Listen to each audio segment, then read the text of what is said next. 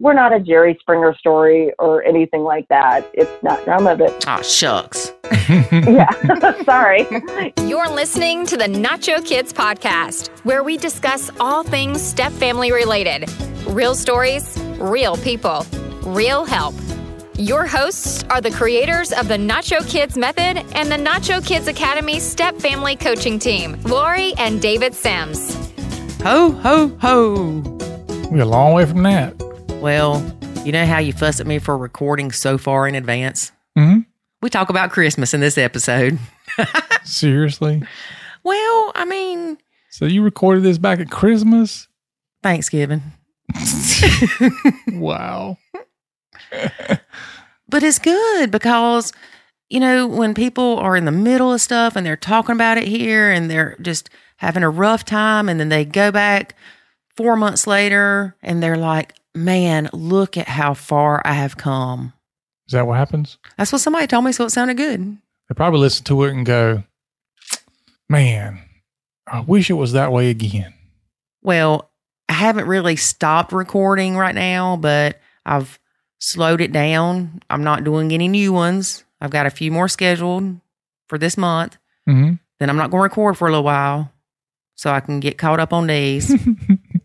But I like doing the recordings. I know most podcasters are, you know, out there trying to find people to record or trying to find content and all that. And you're 6 months ahead. But see, now you're going to get me paranoid that if I don't stay ahead, then I'm going to end up with nobody to have content. No, you won't have a problem with that. Okay. I am sure of it. Well, you and I are supposed to do another one too for like our 1 year anniversary. Our 1 year anniversary or the podcast? Podcast 1 year anniversary. Oh. If I can remember when that is. It's a year from the first episode. No, because we released 4 episodes at once, didn't we? Yeah. So.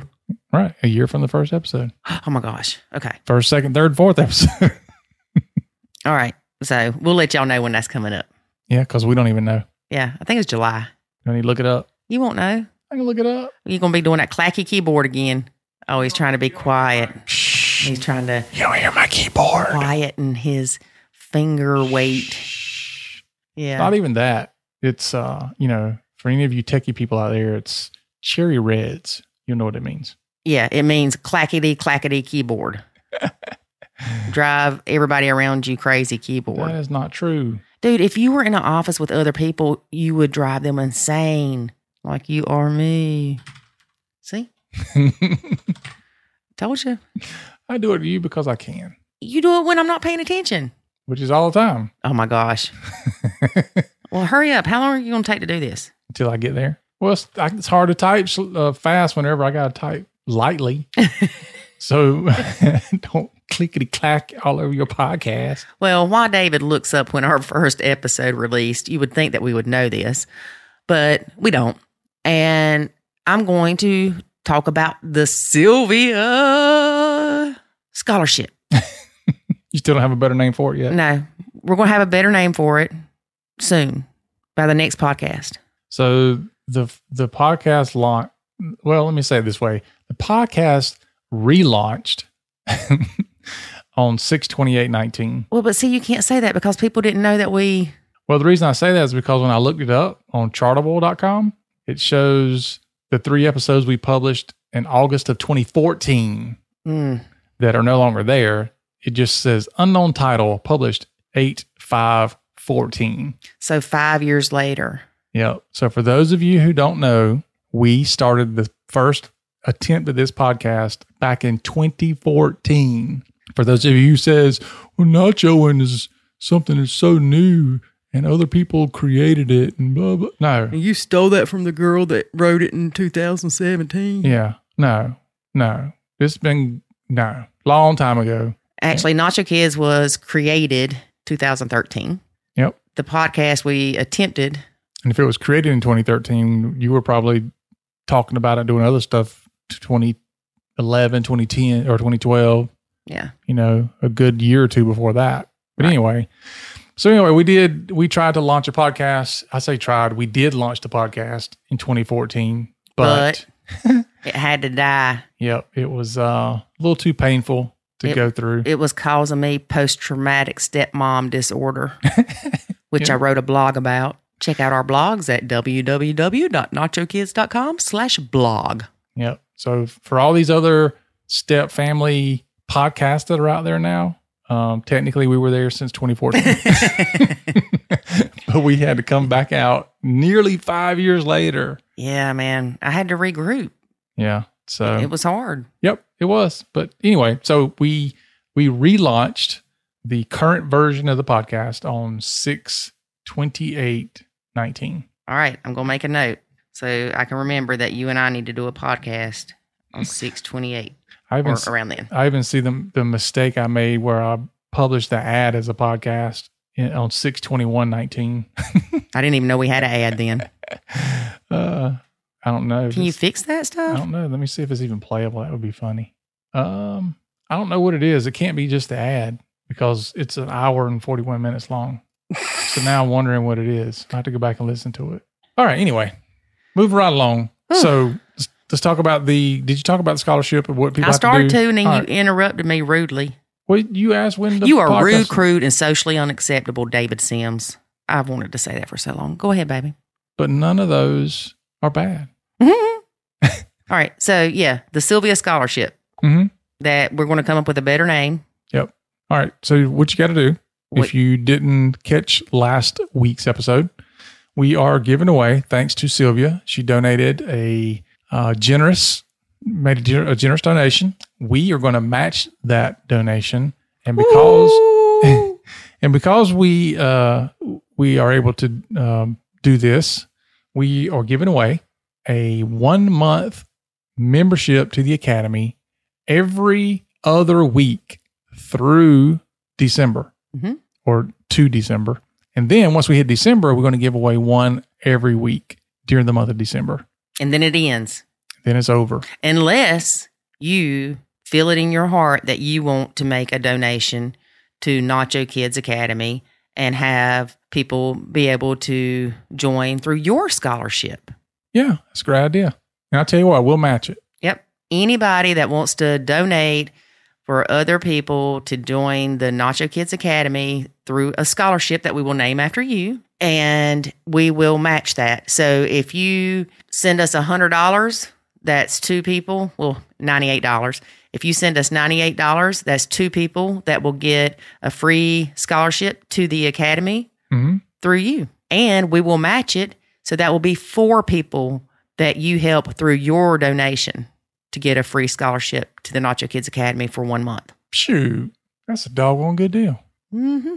I'm thinking about this. I don't even know if I should say this in a recording. Oh, Lord. No, I'm just thinking about this from a business perspective, because businesses can just sponsor this and get us talking about them. Man, I have to rethink this. Would it be a business write-off? Yeah, it would be. And it's cheaper than paying for a podcast ad. Wow. Okay. Anyway, we better carry on. Yeah, David's brain's churning. I know it is. It's getting hot in here. I'm like, man, that's crazy. Anyway, we'll figure all that out. But the point is, Sylvia has been amazing in thinking about other people. I mean, she gives a lot of her time. A lot of her time. To helping other stepmoms.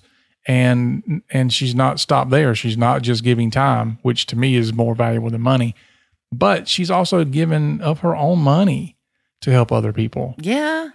And the fact that she gives that money to the Academy to be able to give away memberships, to me speaks a lot to her trust in us and her trust in the Nacho Kids method, the Academy.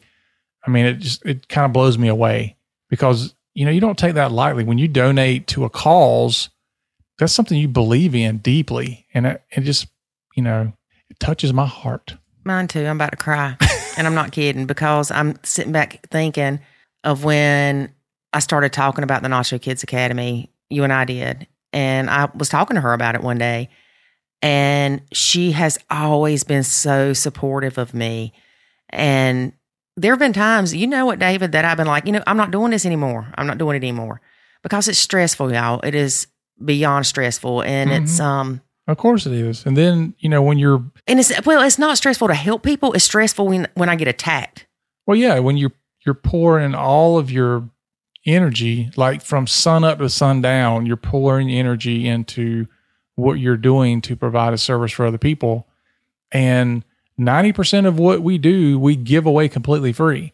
And then for that small, tiny 10% that we happen to try to charge a little bit of money for, because it's a business, folks, then people start attacking you over it. They don't attack me over it because you don't care. I don't care. It's crazy. It's crazy. But anyway, I don't want to think about that. No. Not thinking about those negative people. Negative Nelly. But Sylvia has just always been great, and she's so supportive, and I love her to pieces. And like I said in the other podcast, there's some people that she's probably rubbed the wrong way, but she wasn't lying to you, folks. She was just telling you what you didn't want to hear. Mm-hmm. What you didn't want to hear? What you didn't want to hear. She's telling what you needed to hear. Yeah. You didn't want to hear it. Well, I remember we talked to her the other day. I said something to the effect of, if I'm not making somebody mad, then I'm not doing my job. Mm-hmm. Because it's not easy to hear where your problems are, and especially when the problems are in the mirror. David. And oftentimes that's the case because we can all improve. I think there's a big fallacy that, oh, she's the one that's causing all the issues, or he's the one that's causing all the issues, or the kids are the ones causing all. No, everybody plays a role. Mm-hmm. And, you know, we hear that sometimes coming from the women that's like, well, my husband, my boyfriend, he don't want to go to counseling, or he doesn't want to join the academy because he thinks, you know, I'm the issue or whatever. And I get it. You know, I was there at one point too. Join yourself. Go to counseling yourself. You can always better yourself. And when you better yourself, you'll be surprised how it affects the people around you. Mm-hmm. Well, the other thing too is it takes the focus off of you, so that even if your significant other is part of the problem, and I believe everybody has parts of the problem that, you know, it's never just one person. Rarely is it. Let me just say it that way. But when you take that focus off of you, the other person starts going, wait a minute. Okay. I'm still seeing some issues here, but they're not coming from her anymore, or they're not coming from him anymore. They're coming from me, or they're coming from the way I see things or the way I'm reacting to things. So working on yourself is always a good investment. Right. All right. Let's talk about our guest. Okay. Who's our guest? Our guest is Katie. Hi, Katie. Katie is a stepdaughter herself. Her and her stepdad were pretty close. So she had a good relationship with stepdad. So Katie is a childless stepmom. Mm-hmm. They have been blending for 10 years. All right. They dated for 2 years prior to that. Okay. When they started dating, the stepkids were 3, 5, and 10. So now the stepkids are 15, 17, and 22.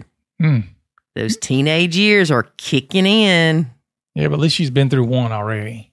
But it's usually that last kid. It's off the chain. Yeah, but you got to think, though, that one that's already been through it was 10 when they started dating. And you know the difference in how your kids at 9 acted towards me versus my son being 4. He was probably a problem in the beginning, and then not a problem now. And then the other kids were probably okay in the beginning, and then became a problem now. Why'd you call him a he? I don't know. Because you were wrong. Okay. It's a she. Okay. Stepdaughter, stepson, stepdaughter. All right. But then it's definitely a problem. Okay.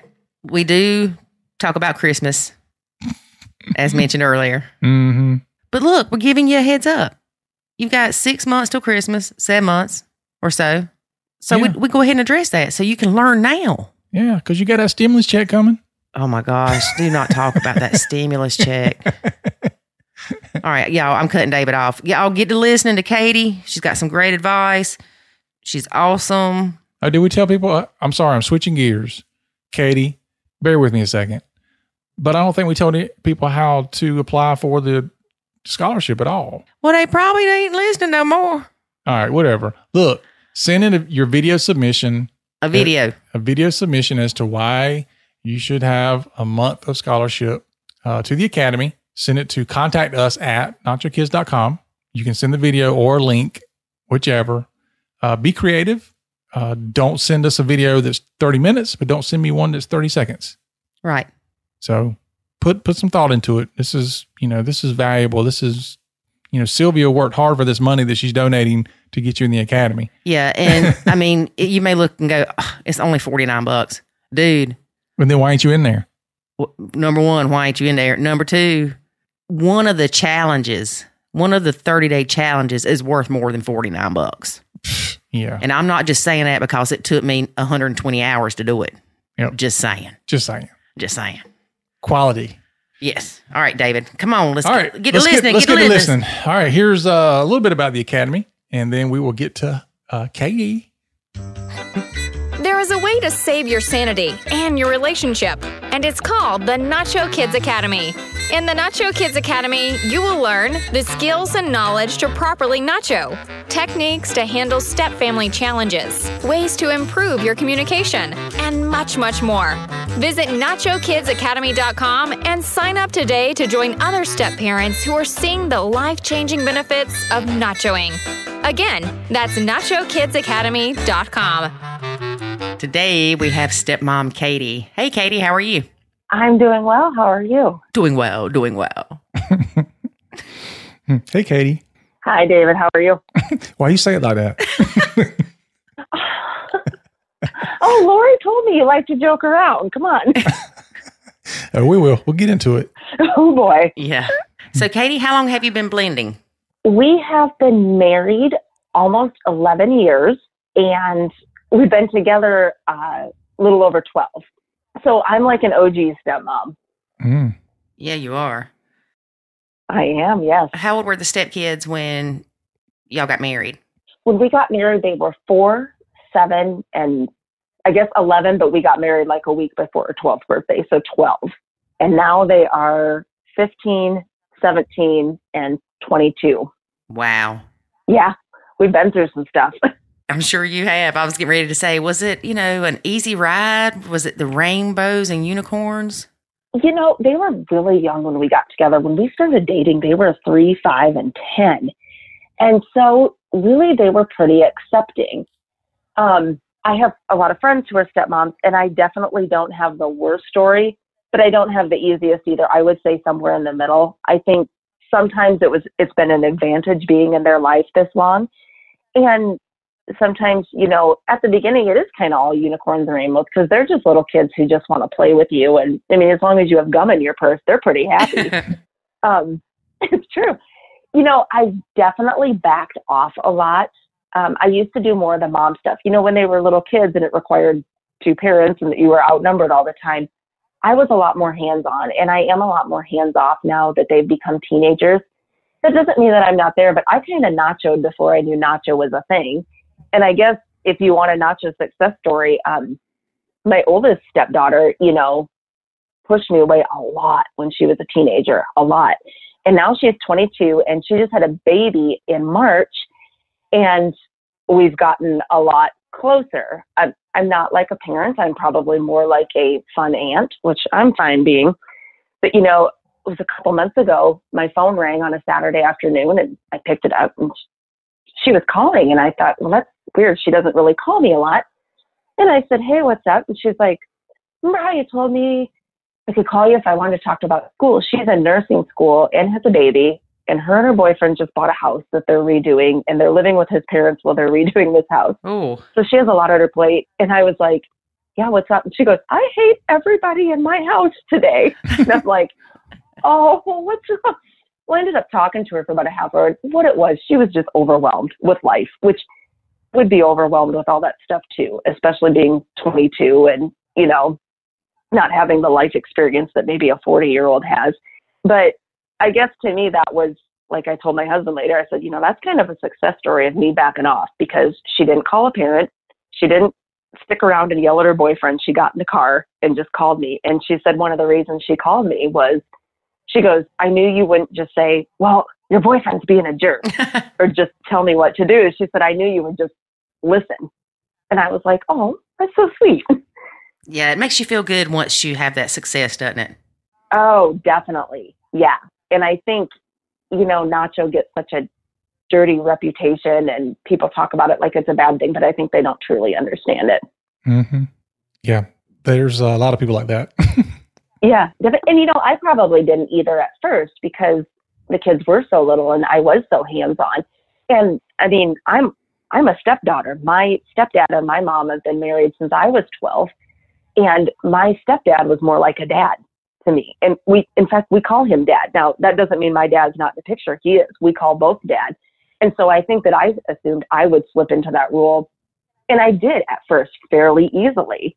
And then, you know, when the kids got older, and I hear and see that a lot now, is as kids get older, they, you know, maybe push the step parent away a little bit, or they're gaining a little bit of independence. And, you know, when you're a teenager, you don't even like your own parents. Why would you like an extra set around? That's what I was getting ready to say. So, yeah. And I guess in one way, being a step kid, I could kind of relate to that because my stepdad deserves a Purple Heart for having me and my sister around. We were awful.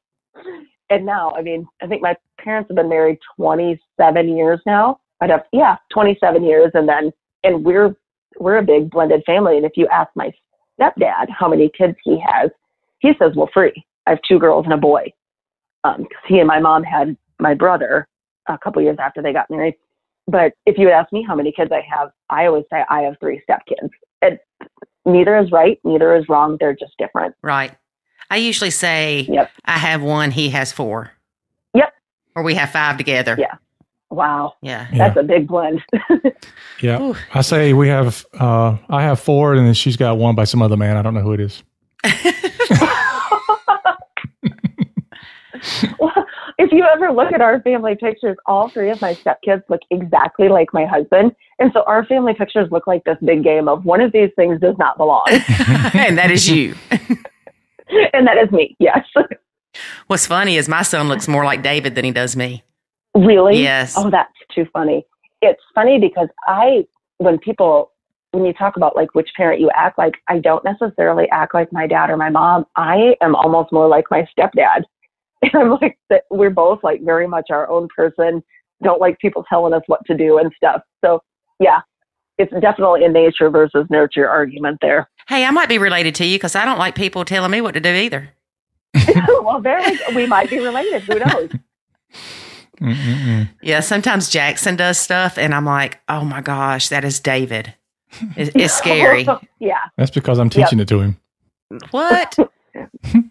You know, like today he was in the office and I was teaching him all these little pressure points and stuff. And so every time I show him one, he would have to go to his mom and use it on her.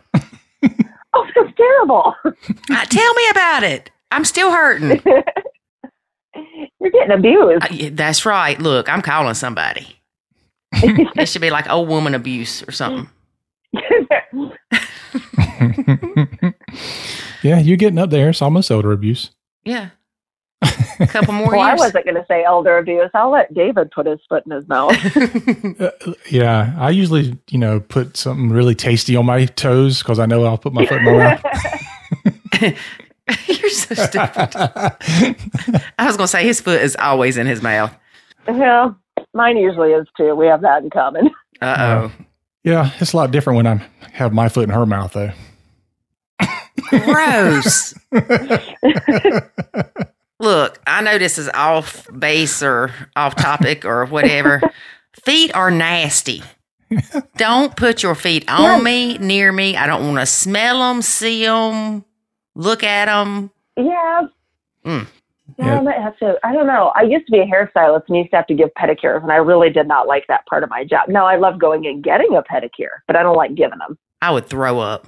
Yeah, Jackson will sit next to her on the couch and just slide his foot over and touch her, and she freaks out. That's just mean. Yeah, he's a button pusher. He learned that from his stepdaddy. I'm proud of him. Sounds like it. Yeah. And when he had cute little baby feet, that was okay.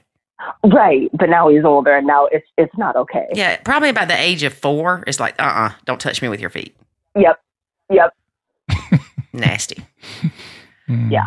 So when you were in your blend growing up, how often did you see your dad? Well, I still saw my dad. We lived in the same small town. So like every other weekend, then a pretty normal schedule. Once I was in high school, we didn't stay overnight as much, but I still saw him quite often. And he was a trucker. And so sometimes he wasn't home. Sometimes he was on the road overnight. So I still saw him, a decent amount. My stepdad was just more of a dad figure to me. We had a lot in common. We both liked to ride horses, and he was around all the time, and my dad wasn't. And it's not necessarily a bad thing. It's just how it was, is how I look at it. Right. And like I said, we were pretty lucky. I mean, I know step parents who wouldn't do half of the stuff that he did for us. He owned an auto body shop, and I never had to worry about paying for a car until I was out on my own. He always kept me. Now, sometimes the car was a $500 car that was from the alley that still ran. And sometimes it was a really, really nice car. So you didn't know what you were going to get someday. But you had something. But probably didn't appreciate those $500 cars very much. And I was a total pain about it. But for some reason, he was still nice to me. Now, did he discipline you? Yes and no. And I think, I definitely rejected that sometimes. I'd be like, you're not my dad. And I did get my car taken away a couple times for mouthing off. Like I said, my mouth gets me in trouble a lot. I learned. But I guess in our family, it was just kind of expected that he would do that. He assumed a lot of responsibility. Now that I'm a step parent and I look back at it, I'm like, how did you deal with that? You married a woman with 2 preteen daughters. Like, did you have to drink every day? Did you? Is that how you got through it? And he swears he didn't. And now we're very close. I even went through a time where I would get super annoyed with my mom, and I'd be like, I only want to talk to Brad. His name is Brad. So Brad, the stepdad. Yeah. Brad, the stepdad. Yeah. And I'm kind of a Brad's girl. And I mean, I'm 39 and I'm still a Brad's girl. It's terrible. Now, and your dad was not offended or hurt? Offended, sorry. I think he was, because sometimes he would make comments, but I don't know. I always had it in my mind that, if you want to see us more often, call us up and do it. Right. I don't know. I've always been, and my mom said that ever since I was younger too, everything is always pretty black and white to me. Like, either do it or don't. This is how it is. Move on. I think my dad definitely was hurt by it. But I will say, in the last 10, 15 years, my dad's come around a lot, and I'm actually closer with him than I used to be too. Oh, that's good. So you think when your mom, if your dad wanted to get you more, your mom was open to that? Oh, yeah, definitely. Okay. She probably wanted us out of the house. We were pains. But yeah, she would have been open to that. She never kept us from my dad. And one thing, and I appreciate this about my husband too, my mom to this day has never said anything bad about my dad. And they've been divorced for 30 years now. She's never said anything bad about my dad. She's always, open. When I go home to visit, I spend time with both of them. She's just never made her issues with him my sister and I's issues, if that makes sense. Yeah, that makes perfect sense. Yeah, she's, and he really doesn't say anything bad. I mean, maybe when we were teenagers once in a while, but he really doesn't say anything bad about my mom either. And now, they've been divorced for 30 years. It's pretty much a non-issue. I mean, they can see each other and talk, and it is what it is. I wish I had some great deep comment about it, but I don't. Yeah. Well, it's like that was a different life. Yeah. Yep. And now, I mean, my sister and I are in our late 30s. We're grown, and I have stepkids and she has kids, and, we don't live at home. It's a lot different now. Now, do you have any kids? I don't. Nope. I can't have any because of a medical issue. And we talked about adopting, and holy cow, that could be a whole nother podcast, but kind of ultimately decided it really wasn't for us. I never really knew if I wanted kids or not. And I always knew, I mean, I've known even since the age of in my teens that I probably couldn't have them. Mm-hmm. And it kind of, for a while, I really thought I wanted one, but I really, really looked at why I wanted one. And the reason I wanted one was because I felt like after I married my husband, I felt like everybody took his ex-wife more seriously because she had kids and I didn't. I was like, well, if I have a kid, everybody will take me seriously. Well, that's a terrible reason to have a kid. Mm-hmm. It wasn't that I truly wanted one. Because when I think about things like late night feedings and getting them ready for school and that stuff, that none of that stuff makes me want to have a kid. I've always been much better at being the fun aunt. You can ask my nieces and nephews. But parenting just isn't for me. I love to do my own thing. I don't like anybody else infringing on my time a lot. And, you know, I was always open to marrying somebody with kids, and it worked out. I married a great guy. All my friends ask, how do I get my husband to act like that? I'm like, I don't know. He just does. But it just never really felt right for us. We looked at adopting, and I was like, I was just never 100% on board, and he was never 100% on board. And I swore if I didn't have kids by the time I was 35, then I was just done with it, and I just wasn't going to. And I kind of noticed between the ages of about 32 and 33, I just wasn't having those feelings anymore of, oh, I really want a kid. I really want a kid. And then when I was 34, my husband and I went and purchased a Harley. And after that, I was like, we are not having a kid, because you're not going to go motorcycle riding and leave me at home with a baby. No, that's not happening. So we didn't have a baby. We had a Harley. Hey, there you go. Harleys are almost as expensive as kids, though. Yeah. Yeah. That initial, yeah. Yep. But like my dad who owns the body shop says, they hold their value. Yeah, I think they do. Yeah. Well, then maybe they're not like kids. They do.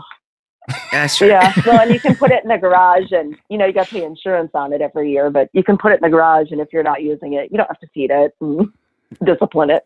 That's true. I know we talked about David and his motorcycle one time on the podcast. I love that motorcycle. Yeah, that's the only reason she married me, for the Harley. It was one of the top 5. One of the top. You know, ours was kind of the opposite. My dad and stepdad have always both had a Harley around. And so I remember kind of joking with my husband about it. And he was like, even if I ever get a motorcycle, I'm not going to get a Harley because they're really loud. And I was like, what? Like, why would you not get a Harley? And he was kind of against it. And then all of a sudden, a few years ago, he was like, you know, I've been thinking a Harley wouldn't be so bad. And I'm like, what? Really?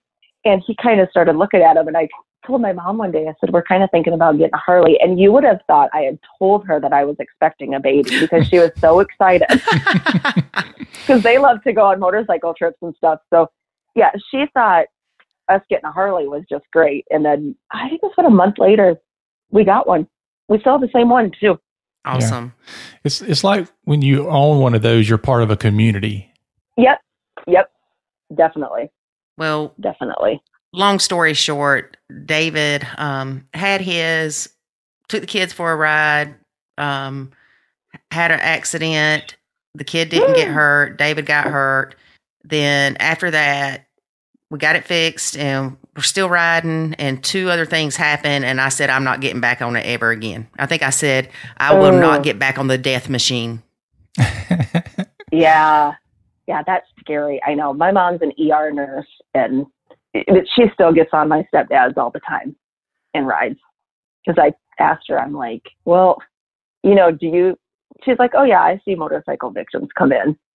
And I was like, and you still get on? She's like, yeah, when it's your time, it's your time. I'm like, well, that seems to simplify it. Yeah, but I don't want my time before my time to be laying in the bed as a vegetable. Yep, exactly. And I mean, I trip over something now and get hurt. And I can't imagine hitting the pavement. Yeah, it don't feel good. Yeah, I bet not. Oh my goodness, you're lucky to be here. Yes, he is. Yeah, and we don't have a helmet law in this state, so I didn't have a helmet on. The kid did. Okay, what state are you in? South Carolina. South Carolina. Okay, yeah, we're in Arkansas. We used to be in Iowa, so we don't have helmet laws either that I know of. Maybe I've been riding illegally. Who knows? Well, North Carolina does. So anytime we would go into North Carolina, we'd have to take the helmets with us. Oh, yeah. I picked my son up from school the other day, and he said, I think I want to get a motorcycle. I'm like, And he said, yeah, when I turn 16. And I was like, no. I said, you can't even get one when you're 18 unless you moved out of my house. And the friend that was with him said, dude, I told you she wasn't going to let you get one. They knew, didn't they? Yeah, we're, you know, for having a mom and a sister that are emergency room nurses, like, you think we'd be more safe, but we ride horses and 4-wheelers and motorcycles, and we just do. Yeah, we've had all those things. It just seems to hit you a little bit closer to home when it is close to home. Oh, yeah, definitely. Yep, Absolutely. Yeah, I like riding horses till one laid on me. And then I was kind of done with that. Yeah, they have a mind of their own. Somebody was saying they would rather their kid rode a horse than a four-wheeler once. And I was like, no. I'm like, the four-wheeler, if something goes wrong, 9 times out of 10, it's your fault. You were jumping a ditch you shouldn't have been. You took a turn too sharp. I said, when you get on a horse, that thing has a whole nother mind. Mm-hmm. They pin those ears back so Lori gets off. Yep, exactly. Which is the worst thing you can do. Well, I've been thrown off more than once, and I did find out it hurts a lot more in your 30s than in your teens. Yeah. I pictured like the 911 coming with the helicopter and lifting the horse off my dead body. Yeah. I'm not kidding. It felt like I was under there for years. All I could do was wiggle my feet. That's the only part of my body I could move. Oh, God. That would have been terrifying. I haven't had that happen. It's like the witch under the house. That's what I felt like. Yep. But did you have cute shoes on? Yeah, kids. My little white kids were wiggling. Oh, okay. Yeah. She's a serious rider. Sounds like it. Yep, didn't have my cowgirl boots on. That's probably why I was about to say that's why we wrecked. No, come to find out, the horse was not broke. Oh, yeah, that's a problem. Yeah. Well, it had bucked me off earlier that night. And, I'm like, oh, I'm a big girl. Get back on. No big deal. And then that time I remember thinking, this isn't like last time. And then the next thing you know, I was in the complete dark and I couldn't move. Oh, God. Yeah. Very interesting. Oh. But anyway, back to the step family stuff. Yeah. Let's talk about how long it took to break you. Yeah. Well, he's probably still working on it. Some days I'm sure he wishes I was not as opinionated and outspoken as I am. Hey, that's what they love about us. Really? Most days, I'm sure. We should probably bring my husband on for this part of the podcast. I know. Yeah, go right ahead. So you still have one kid living at home, is that right? Well, yeah, we're kind of another interesting story. We had always lived in the same small town as his ex-wife or bio mom. And about a little over a year ago, my husband got a job offer from another company, and we actually moved from Iowa to Arkansas. So we're about 12 hours away. So the two kids live with his ex-wife, and they're 15 and 17. They're a freshman and a senior in high school. And then the oldest daughter is 22, and she lives a few hours away from them, actually closer to us, with her boyfriend and their baby. So they come down. We had them for like a week at Christmas and a week in the summer, and we've traveled up there a couple times too. So you don't see them very often? No, not anymore. And they used to be, an every other weekend, or if there was an extra day off school, like they'd come for that night or something. It used to be, sometimes they'd just show up because they had cars and bikes and mopeds, and we lived in the same town. So that was definitely an adjustment for us. And, but they like Arkansas, and my husband's good about going up there and watching their sporting events. In fact, he's going up in a couple weeks just to go for a weekend and see a couple basketball games. And they've both made state cross country. So he traveled up to Iowa and went and watched that. Oh, that's cool. And we FaceTime, and we have a family Snapchat. We FaceTime and text and call and stuff. And they're teenagers. I mean, even when we lived in the same town as them, when it was their weekend with us, we didn't see them that much. All 3 kids have been really involved in sports and are with their friends. And, once they hit about 13, we're really not that cool anymore, we found out. That's just their perception. Yeah. How did Dad deal with the fact that he only has them, every other weekend, and then, they don't really want to be there. They want to be run around doing other things? Because the reason I ask that is we have some people who really have a hard time adjusting to that because they only have, 4 days a month with them anyway. And then they're having to share that time with, friends and a lot of times even the other parent is getting them on the other parent's weekend. So how did your husband deal with that? He was actually really good about it. That's one thing we never really had a problem with. If it was a family event or something, he would say, I really want you there. But if it was the weekend and, they wanted to have a friend over or they wanted to go to a friend's, he really didn't have a problem with it because, like he said, it's not fair to keep them from living their life and doing their things just because they're with us. And like I said, when we were in the same town, if we wanted to, every once in a while, he would pick one of the kids up and take just him and that kid, or sometimes just me and him and that kid out for supper to get a little one-on-one time. So, it's just something we were pretty flexible and just made it work. Mm-hmm. Well, I think that's important to have the one-on-one time. We tried to do that as well. Definitely. A little bit harder with, because I had 4 kids. And so, having to juggle that around was kind of difficult.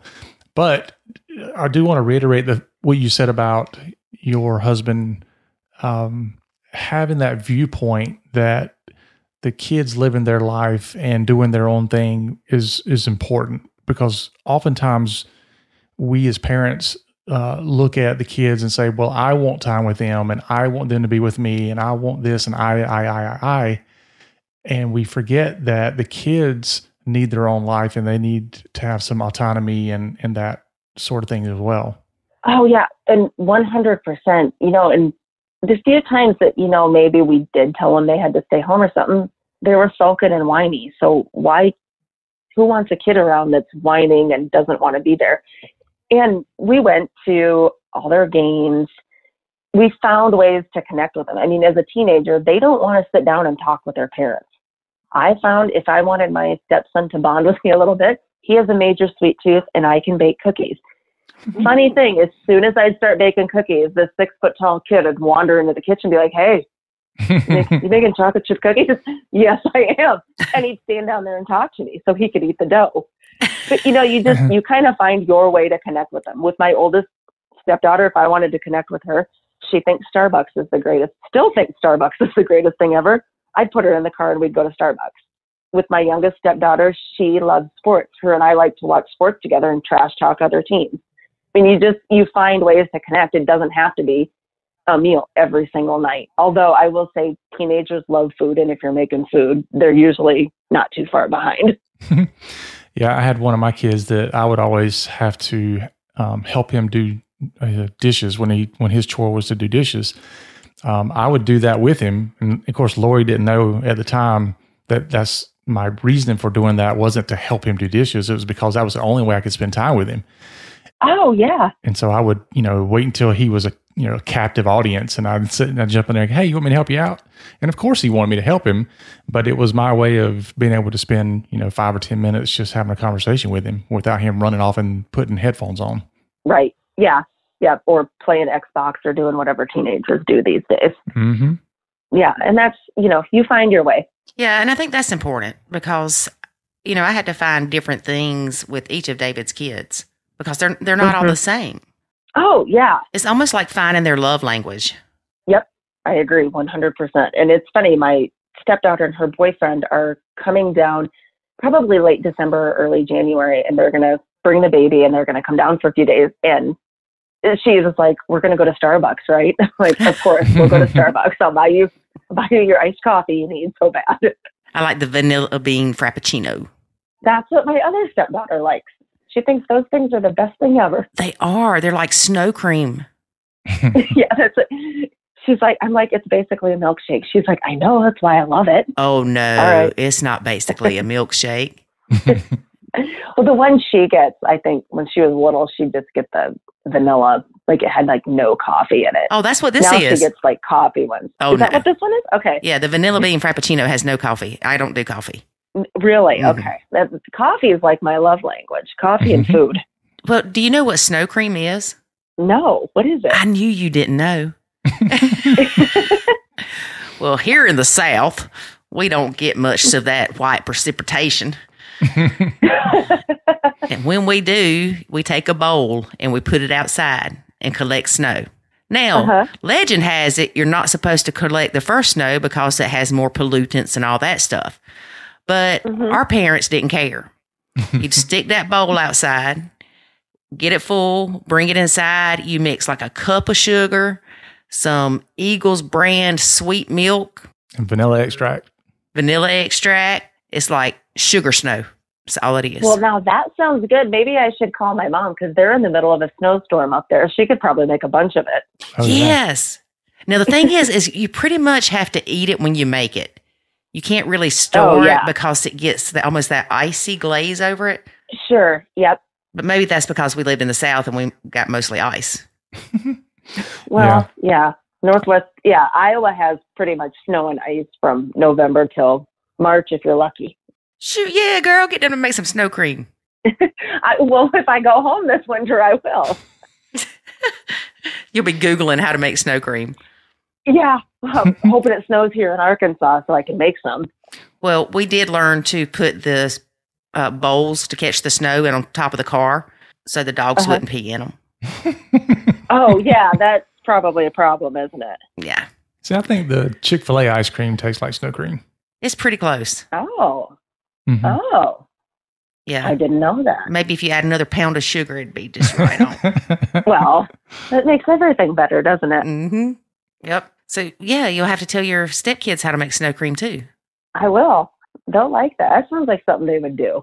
It's good. No, you got a grand step or step grand or whatever it is. I do, yeah. She's my favorite. She doesn't talk yet. She's just she's learning to crawl. Yeah, so you just get snow cream, get your snow cream and make like a popsicle thing out of it and give it to her, man. Just get her all jacked up. Pure sugar. I'm sure her parents would love that, wouldn't they? That reminds me of one day, David, one of his kids came home, one of the triplets with a monster drink. And I'm like, oh, no. Because this kid was already wired to the hilt without anything. So I let him drink it right before he went to his mama's one day. That's awesome. I was like, don't forget to drink your monster. Yeah. Now I walk in the kitchen. She's going, chug, chug, chug, chug. That's awesome. I used to buy my nieces and nephews really loud toys, to irritate my sister. And then I had stepkids, and she walked in at Christmas one year and just grinned at me. And I thought, oh, crap. What now? What did you do? I didn't really mind loud toys for my son because as long as the toy was going, I knew what he was doing. Right. Yeah. It's when toddlers get quiet is when you have to wonder what's going on. Yeah. Because if they get quiet within probably 20 seconds, you hear, ah. Yeah. Yeah. All right. So tell us some of the struggles you had with the step. Well, you know what? I got a question before we go there. Yeah. When your husband decided to move, was it an easy decision for him to move so far away from his kids? I'm guessing not. Yes and no. We had kind of had a plan. Neither one of us liked living in a small town. It was a town that we both grew up in. I had lived in Des Moines, Iowa for quite some time during college and after college graduation. Moved back there when I met him. There weren't really a lot of career opportunities for me, and he was lucky enough to have a really good career there. We always knew that we didn't want to end up there. And our thing was, we kind of thought when the youngest one graduated, we're going to move to Des Moines because we had a lot of friends down there. We really liked the city. And we'd actually thought about moving to a city, that was about an hour away from where we lived. But this job opportunity came up and it was a little further. And then the company he was with kind of wanted to move into Chicago. And we kind of looked and compared, and Arkansas was a lot easier choice just because of the affordability. And it was actually a better job too. Mm-hmm. And so we talked about it. And I said, if you want to wait, it's fine. But he kind of pointed out a job opportunity like this one doesn't come along very often. And what if it's another 10 years instead of another 5 and we can't leave? And we had actually had our house up for sale anyway, because we wanted a different house because we had 1 bathroom in our house. And with 2 stepkids that were there a lot. And, one being, she was in college then, an adult, it was difficult. We just wanted a different house. It was also a house that he had lived in with his ex for a short amount of time. And so we wanted a different house. Mm-hmm. So our house was already on sale when he got the call about this job. And I think, it wasn't the easiest decision, but it was also one of those things where he and I kind of talked about it. And I told him if he didn't want to, we didn't have to. He really wanted to, and it's been a really good move for us. That's good. Yeah, we love it. Well, let's talk a second about moving into the house that he and the ex shared. Here we go. Well, here we go. Well, I mean, it's a big thing. It happens to a lot of people. Yeah. Mm-hmm. So he and his ex only lived in there for 6 months. And when I moved in, we had actually talked about moving to that city that was about an hour away, but the kids were really young and there was just some kind of high conflict stuff going on that he kind of decided that wasn't a good idea. I ended up getting a better job there, and so we stayed. It was a very old house. We fixed it up a lot, new flooring, new carpeting. It definitely was not the same as when his ex lived there. And that was always something that kind of bothered me because I felt like, well, I'm living in the house that you and your ex lived in, even if it was just for a shorter amount of time. We never really got to pick out one together. And it kind of felt like I was always trying to fit into his life instead of us trying to make a life together. Mm-hmm. And that was one thing that's been really great about us moving. We rented for 6 months when we moved here, and we just built a house. We moved into our house that we built last April. And that was really awesome for us. We found a great rental, but this house is just, we picked out literally every single thing in the entire house we picked out together. And so that's been really fun to have a place of ours. Yeah, because it feels different. Oh, yeah. So much different. When Lori moved in here, she had a hard time with, the fact that this house was built when I was with my ex. But, as I told her, my ex didn't like almost anything in the house. She had very little say-so over it. Not because I was not giving her the choice, but just because she made some really bad choices and I just didn't like it. So, she would come over and go, I thought we decided to do this. And I'm like, I don't understand why the builders did it that way, but oh well. You lied? Terrible. That's you terrible. lied. Yeah, but she wanted carpet in the room where, like, the dining room area, like the table with 4 small kids eating food on a carpeted floor. No. We had that in our old house. We got rid of it real quick. I know, that was crazy. And then she wanted she wanted French doors going into the bedroom with glass French doors now. And I'm like, why would I want glass doors seeing into the bedroom? That's crazy. Mm-hmm. I got to agree with you on that. And, and then it was just all these other things, So anyway, by the time it was all said and done, she's just like, I don't care. This is your house. I mean, I even designed the house, so she didn't have very much say so. But anyway, when Lori discovered all that, she goes, well, okay, well, I guess it's not too bad then. Well, yeah. Thing is, before David and I got married, I had my own house and I liked my house. And then you move in here and it was like you said, trying to fit into their groove. And everything was what the kids were used to. The decor just made me nauseous, and it wasn't anything to do with me at all. And then when I started changing stuff, the kids started flipping out. Wow. She's making our house brown. Yeah. Oh no. Yeah. Yeah. And see, I wanted her to change stuff. I'm like, change whatever you want, change the walls, change the flooring. I don't care. Change anything you want to change. I'm fine. But yeah, the kids were like, oh my gosh, she's taking away all of our memories of stuff. I was like, sure. And that's okay. Yeah. And before I moved in with my husband, I had my own house. I bought my own house when I was fairly young, and it was a brand new townhouse. So everything was the way I wanted it. And then I moved into his house. It was very old, and he was renting it and then had bought it after his ex had moved out. And it was, you guys will laugh at this, it was wallpaper everywhere, and it had these awful paisley drapes. They looked like they belonged in a funeral home. But apparently this house had been in Better Homes and Gardens in the 1960s, and every little old lady in town was like, oh, that's the most beautiful house. I'm like, yeah, no, we're going to update that. Wow. Yeah. Yeah, David's house had wallpaper border of lighthouses everywhere. Too. Yep. Yeah. Yep. No. Yeah. We got rid of that real fast. You'd have thought it was a house at the beach with all the lighthouse decor. But it was not, right? It was not. No.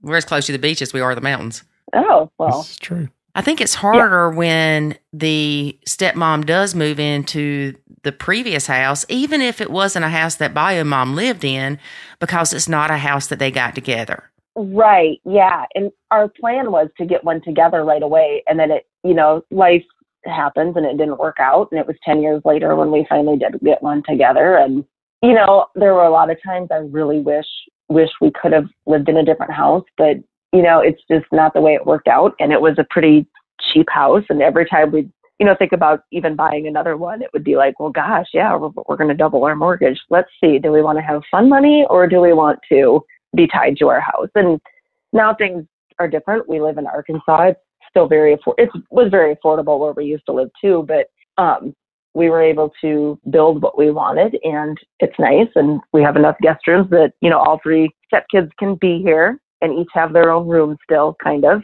So it worked out well for us. Yeah. Yeah. David's house is on family land. So we're stuck here for a while. That makes it, I was going to say, that makes it really tough to move. Now, did you guys live in the same town when you met, or did you have to move to a different town? I moved to a completely different town. Okay. Yeah, probably 45 minutes away. Oh, okay. Yeah, that's tough. Yeah, I did that too. It was yep. scary. Yeah, because you don't know anybody. And I mean, I still, after living here 10 years, I still don't know how to get places. Yeah. Yep. And mainly because I go back to the town I grew up in a lot of times to do my shopping and stuff like that, because that's where I'm comfortable, I guess. Yeah, it's where you're comfortable. No, that makes total sense. Mm-hmm. Yeah. David's like, well, I don't want to put any money in the house because you don't want to be here. I'm like, well, we're kind of stuck here for a little while. Might as well enjoy it. Yeah. Yeah. Oh, definitely. She's like, can we move when your parents die? And I'm like, maybe. And she's like, okay. And then she starts buying all this stuff, like, chemicals and everything. And I can't believe she would do that. Mama, would you like a drink? Wink, wink. No, she's like inviting my parents up for dinner all the time, and I don't know. It's just. Well, I'm going to tell you that's not true, because I had to nacho mama for quite a while. Yeah. Talking about a battle there, man. Because when I got divorced, my mom stepped in and kind of helped me take care of the kids, and because I had a job where I was going to work at like 4:00 in the morning.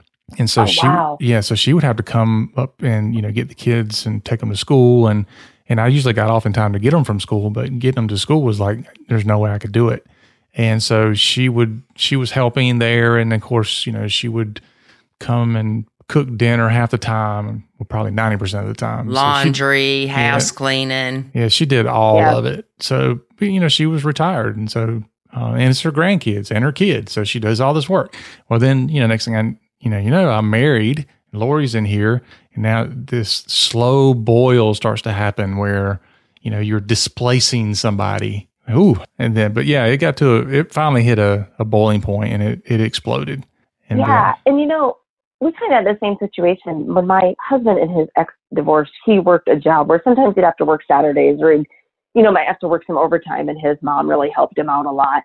And then I came, and if he had to work a Saturday, it was always from like 8 till noon, or maybe like 6 a.m. till 10 a.m. So instead of bringing the kids over there early in the morning or something, I would just stay with them because I was perfectly capable of taking care of them. And, I didn't think about that until a few years later, but from her point of view, it probably did feel like I was stepping on her toes. And then I felt really bad about it because I didn't want her to think that I was pushing her away, if that makes any sense to you.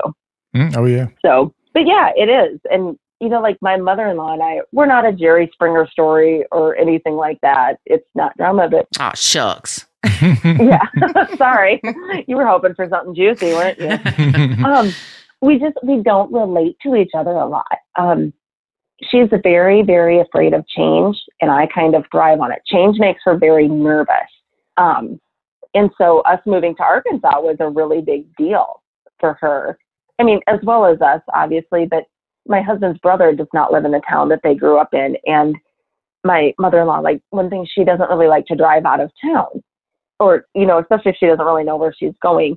And so if the kids had a game that was away in a different town, she would ride with us a lot. Well, now she can't really do that. And so that's been kind of frustrating for her. But yeah, we don't relate to each other a lot. And it's not like I don't think she completely like disapproves of me or anything, but I know that I make her nervous sometimes. And, she grew up in a small town, and I did too. And then I went away, and then I came back. Her kids have always been very important to her, which kids are important. They should be, but I've never really wanted kids. And so she can't really relate to that either. And we see it. She gets along very well with my husband's ex-wife, and there's nothing, the husband's ex-wife is not super high conflict anymore, but it just makes for a really awkward situation when I'm there and I'm like, okay, how do I fit in? And my husband and I view this differently too. He views it as, she just wants to see her grandkids as much as possible. And so that's why she's so nice to his ex-wife and stuff. And I viewed it as a disrespect to our marriage. I don't think she meant it that way, but that's how it came across to me, because that's how I perceived it. Right.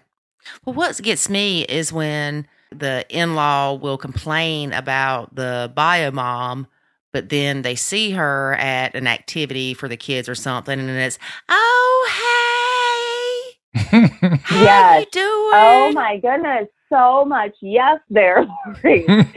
Yeah, that's kind of frustrating to me too, And like I said, I don't have an issue with my husband's ex-wife. I mean, she's the kids' mom. I respect her, and I will always respect my mother-in-law too, because if I ever didn't, my mom would still probably slap me.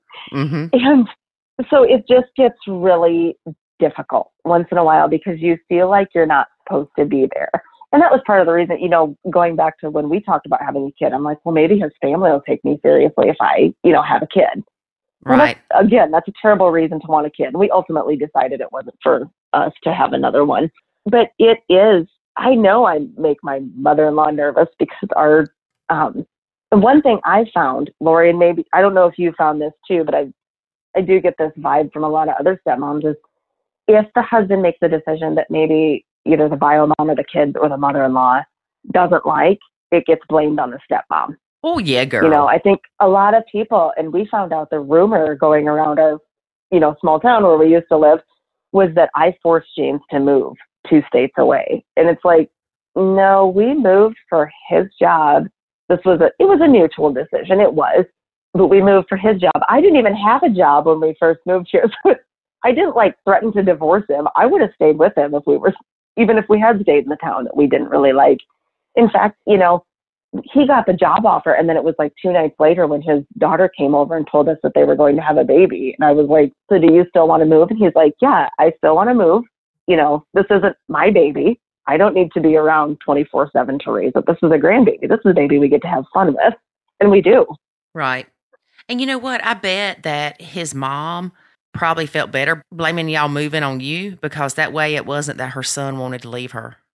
Yeah. And when you look at it that way, it's like, oh, okay. And one thing I really had to do with, and this applies to any sort of family members that maybe you don't think they approve or it's something, was, okay, why does this bother me? Well, when we were at a family gathering and his brother and his mom were talking about his ex, somewhat favorably, it made me feel like I was inferior to her. Well, I'm not. Well, once I realized that, okay, I feel that way, but I'm not inferior to her, it started to bother me a lot less.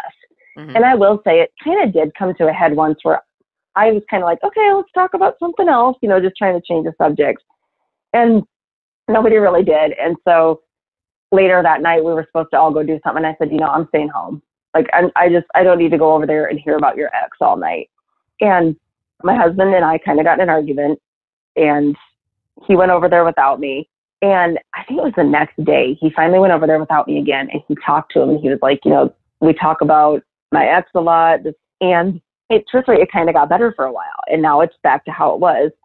And he pointed that out to me not too long ago. He's like, you wanted me to talk to him, and I did, and nothing has changed. And I said, you're right. But I said, I just wanted you to put in that effort and show that our marriage was important to you. Any results we got off that were just the icing on the cake. I'm just glad that you made it clear that I was a priority to you. Please don't disrespect our marriage. I said, whether or not they stop talking about her or stop being buddy-buddy with her is out of both of our control. And I've always known that. I'm just happy that I feel like I'm important to you. Right. Because nobody wants to hear anybody talk about their husband's ex. I don't even care if it's really in a bad way, because it's still a reminder. Yeah. It's still something that you're not a part of. I mean, it's awkward to hear about a family event that they did years before I came into the picture. And I know he was with her for a while. He had 3 kids with her. Sometimes I would rather more focus on now than what had happened. Right. The kids would also bring up things that they had done with their parents. And I think a lot of it was because not that they wanted to get under my skin, but they wanted to make sure that I didn't take those memories away. Oh, yeah, definitely. And when you see it like that, isn't it so much easier to be like, oh, okay, this isn't about me. Like, this is okay. And, you know, my stepkids, they were so young when we got together that, you know, they would talk about their moms, but it was more like matter of fact things. Like, oh, my mom likes to make this for supper. My mom likes to drink this kind of pop. Stuff like that. Right. And sometimes it was a little bit annoying, but it was more matter of fact. Now, we did find out they like to pit us against each other once in a while. Well, my mom lets me do this, and I'd talk to her, and she'd be like, no, I do not. Nice try, though, kids. So you taught to be by a mom? Yeah. We were in a small town, and we had a lot of mutual friends. And so we were always, you know, things were not perfect. It was pretty high conflict for a while, but we were always fairly civil with each other. Definitely have had some years where it's great and some years where it's not. Now I rarely talk to her just because the kids are older now and we don't live there and see her as much. She does 99% of the communication through my husband. But there was a time, now kind of a funny story about us talking was, gosh, the kids were probably maybe 5 and 8. And my husband wasn't home one day and they were arguing horribly. And I finally got mad. It was like first weekend in October. And I was like, you guys, you know, the elves are out, right? And they looked at me and they go, what? I said, Santa's elves come out October 1st. So I think I just saw one out there. How do you know? I said, I got an email from Santa. Can you show us? I said, no. How do you get your email address? I said, oh, when I married your dad, I got a letter from him. He got my email address. I said, I bet your mom got it too. Well, I happened to see her in the grocery store parking lot. I'm like, oh, by the way, I kind of told the kids the elves come out October 1st. She was like, that's perfect. I'm going to use that. So, yeah, for a few years, the kids are going to go to therapy someday because of both of us telling it. When they found out Santa Claus wasn't real, they were mad at both of us for a while. You told me the elves were out watching. I'm like, yeah, well, you behaved better, didn't you? Yeah, I don't know where the whole elves thing started. Because when I was little, it was Santa Claus was watching. Yeah, well, we told them because they were like, Santa Claus can't see everyone at once. I'm like, that's why he has elves. Ah. Yeah, and then they got the elves on the shelf or whatever they call it. It's kind of creepy. Oh, I'm so glad they quit believing in Santa before that thing came around. I don't have the mental capacity to do that. Oh, we could have came up with some good stuff, David. Mm-hmm. Mm-hmm, that's true. But, you know, we talked on a previous podcast about this, but we didn't even tell the kids that Santa Claus was real. I'm sorry. We didn't. That's right. I always get that backwards. We didn't tell the kids anything about Santa Claus being real. We always told them that, you know, it was just a fake thing that people did and all that. So all throughout their childhood, they knew, you know, the truth about it. And so the funny thing was I would have other parents and they would look at me like, I can't believe you would do that to your kids. And I'm like, what? You can't believe I would tell them the truth? Yeah. Yeah. You know? Let's lie to our kids. I know. And let's do it for a very long time. And then, you know, when they do find, honestly, I often wondered, and maybe it was me overthinking, but I often wondered, you know, when you do finally tell your kids that, do they stop then and go, oh, I wonder how many other things they lied about? Oh yeah. They questioned us. Yeah. So, I mean, I just didn't want that because I didn't want my kids going, well, you know, you told me this, was that a lie too? Or this other thing, was that a lie too? And I just didn't think it was a good idea. Yeah. David, tell them the story about when you had one of the kids complain about what they got for Christmas. If this would have happened after we got divorced, I probably wouldn't have done it because I had the guilty dad syndrome thing going on.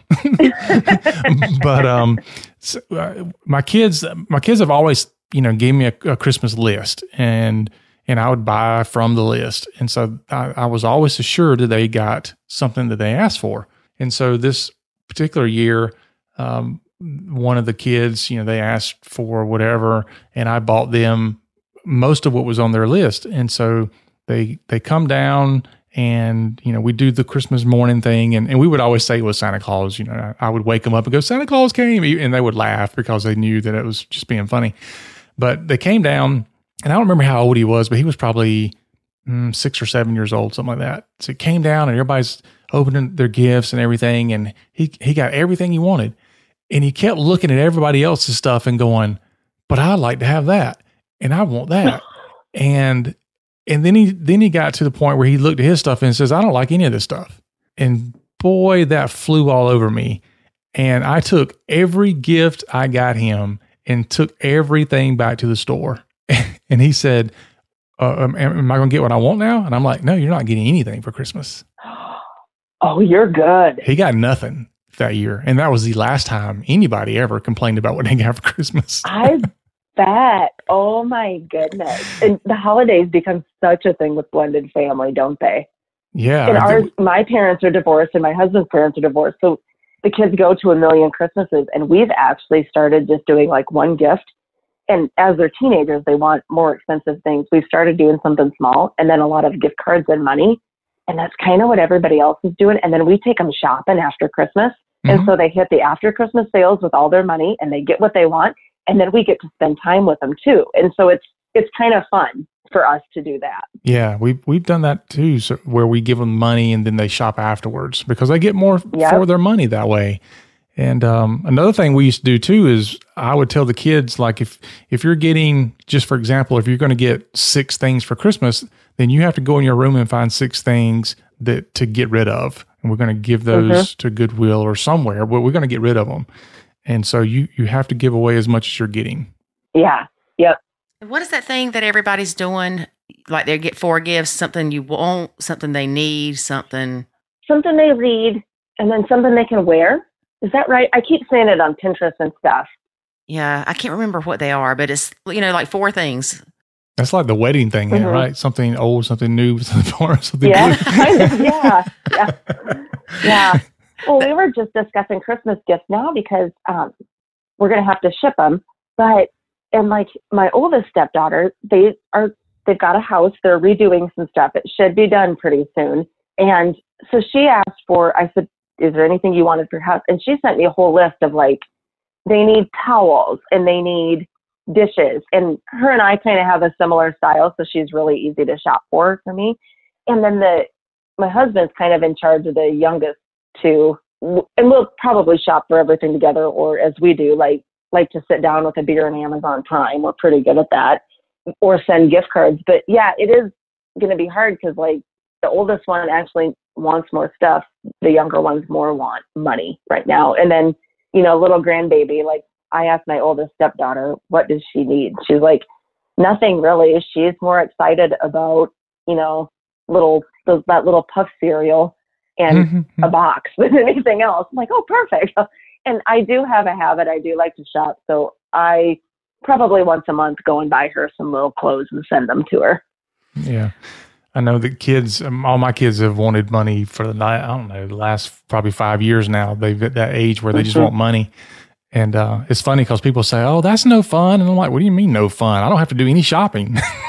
Well, I agree. It's not as much fun. I think it's great. It is. It's nice to have something to open up, but it's also nice to see them get what they want. I always think it's interesting to see what they're going to spend their money on too. And last year we did a gift and we did some money, and they came and visited us for Christmas. And then we took them to the Little Rock Outlet Mall, and they thought that was the greatest thing ever because they bought so much stuff. I was worried it wasn't going to get on the plane home, but it did. Everything made it. I looked it up, and it's they call it the 5 gift rule. Okay. 1 gift they want, 1 they need, 1 they wear, 1 they read, and then 1 gift they don't know they want. Oh, that's a good one. Yeah. I've got a suggestion for you for your grandbaby. I was going to say your great grandbaby. Okay. But check with your stepdaughter, make sure she's not doing something like this. But every year I go to thingsremembered.com and buy my son an ornament with his name and the year on it. Oh, that is so funny because we just talked about that because we just have a tradition. My mom did it with us, and then we kind of did it with the kids until the oldest one was in college. But we would go out and we would buy a new ornament for the tree every year. We'd just go to Walmart or, wherever. They'd each pick out a new ornament. We'd go out to eat. And then when the oldest one went off to college, it was kind of hard to do. And so we just kind of quit doing it. But they were thinking about coming over Christmas. So we thought about getting, baby girl an ornament for our tree. But we were talking about getting her a first ornament and getting it engraved and sending it up there before Christmas. I love Things Remembered. Yeah, and I should look at that too. Yeah, and you can catch it. I like the pewter ornaments that they have. They're really nice. Yes. I should open a store called Things Forgotten. There would be nothing in there. No, it'd just be stuff everywhere. But like, you must have left this here. You must have forgot it. It would be like that store we went to in the mountains. Yeah. Yeah. Well, I don't remember the name of that store. You talking about the one beside the Apple stand? Yeah. No, I don't either. But yeah, it had everything in it. Yeah, like every kitchen gadget you could ever think of. It was like one of those as seen on TV stores, but in a log cabin. I'd probably get lost in there. Girl, they had some crazy stuff. You could stay in there for hours easily. Yeah. I never knew they had so many things to, do different things with eggs with. Like there's all these utensils just for eggs. Yeah, no kidding. Now, do you feel like you're any less of a grandparent because it's your stepdaughter's baby? I'm not really sure. Sometimes that stuff is hard to compare just because I don't have my own children. Right. And so I can't really say. I did wonder when she announced she was pregnant, I kind of wondered how I would fit in. I think that's natural to wonder as a step parent, is how you're going to fit into something. And I was a little nervous. But I will say, like, once she had the baby and sent us a picture, I was like, oh, I cannot wait to get up there and see her. Mm-hmm. And I absolutely adore her. I just love that little girl. I'm surprised about how much I care for her and how much I enjoy buying her things and doing fun things. I probably don't feel as strongly, and I definitely don't feel the same as my husband, but I do feel more involved than I thought I would. And I will say, ever since the baby has been born, my stepdaughter has reached out to me more, and mostly through text and Snapchat. I mean, there's not a day that goes by that I don't get a Snapchat picture of the baby. Oh. And so that really helps. We don't have that relationship that she and I had when she was a teenager, where she didn't want me around. Now she's excited to see us and she's happy to come down here. And I think she's happy to spend time with us. But I was surprised at how much that I'm really looking forward to seeing the baby soon. I haven't seen her for a few months, so I'm anxious to see her crawl around the house and fun stuff like that. What do you have as a grandparent name? We don't know yet. We were it's funny because I had the conversation with my stepdaughter and I said, do you want me to call her my step granddaughter or granddaughter? And she's like, I just say granddaughter. I mean, you've been there since she was born. And I'm like, well, that's good because step granddaughter is a mouthful. Mm-hmm. We don't know what we're going to be called yet. Probably decide when she starts talking. Since my name is hard for little kids to say, I usually get called Kiki, so I'll probably be Kiki. I was Kiki for all my nieces and nephews for a while. That'll probably be what it is. My son has an aunt that was a great aunt. So his dad and his dad's brother and sister and everybody called her Kaka. Yeah. So she's Aunt Kaka. Yeah. I'll probably have some weird one like that too, but it'll be fine. Lori, we'll call you Cuckoo. David. We'll buy her some Cocoa Puffs. That's probably what my husband would tell her to call me, just for fun. Actually, one of David's kids said that if he ever had a kid, that I would be old lady with a ham sandwich.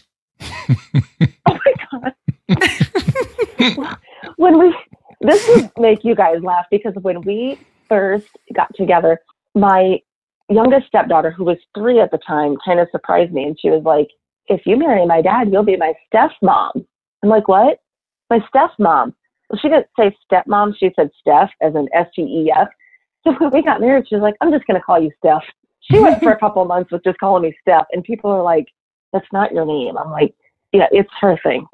She went back to my normal name after that. But it was a couple months I was just Steph. It was probably because she thought people were saying stepmom instead of stepmom. Yeah. When she still remembers it. Remember when I used to call you Steph? I'm like, yeah. Can I that's pretty neat. Steph? I'm like, I don't care. As long as you're not calling me anything mean. Yeah, definitely. Because that can happen. I can be called a lot worse. Oh, yeah. I have a very good friend who's a stepmom, and her stepson is a teenager now, and they were having some issues with him, and he called her an idiot. And I was like, oh. And I said something to my stepkids later. I was like, well, my friend's stepson called her an idiot. And they're like, I would never do that.